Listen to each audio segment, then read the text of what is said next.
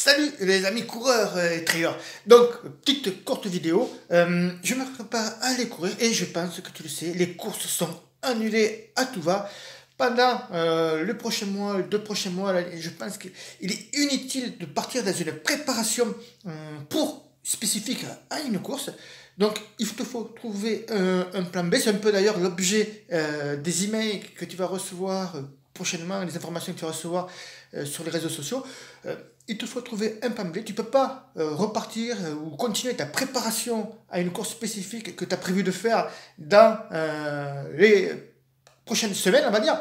Le prochain mois, jusqu'au mois de mai, tout avril va être bloqué.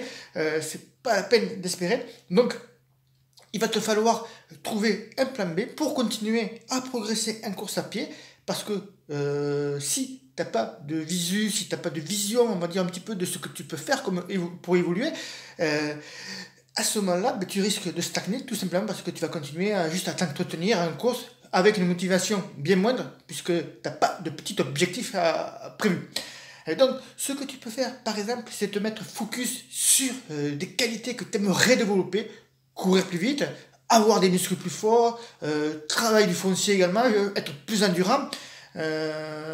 Donc, à toi de voir ce que tu peux mettre les priorités pour que après, lorsque tu vas reprendre un plan d'entraînement, tu sois plus fort à ce moment-là, plus apte, on va dire, à repartir sur de bonnes bases pour ton plan d'entraînement. On peut imaginer que si tu te mets à courir plus vite, si tu arrives à progresser sur ce laps de temps, qui est assez court, mais c'est parfait justement, ça va être des blocs de 4 ou 8 semaines, c'est parfait exactement pour développer des nouvelles qualités physiques, techniques pour toi, et ça c'est vraiment intéressant de le faire, c'est un bon plan B. Alors, plutôt que de se lamenter comme le font la plupart des coureurs qui ne savent pas trop quoi faire, qui sont un peu dans le vague, qui sont dans le brouillard maintenant, réfléchis à ça. Qu'est-ce que tu pourrais faire pendant ces 4 à 8 semaines avant de rattaquer une préparation spécifique à une course?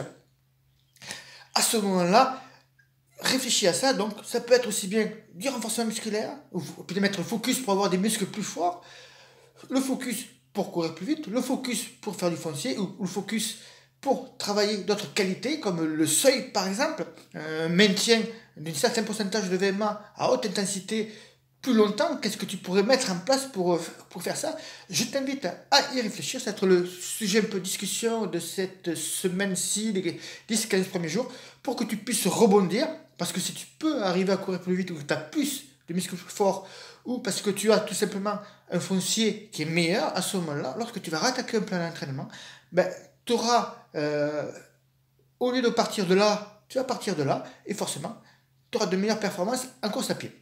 Donc voilà, laisse-moi un petit commentaire en dessous de la vidéo pour me dire quel est ton plan B, C ou D, et ce que tu as prévu de faire. Attention également, si tu as prévu une course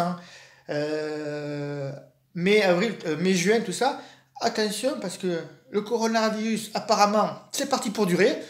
Et on va pas s'en sortir juste au 15 avril, comme on dit, juste un mois jusqu'au 15 avril.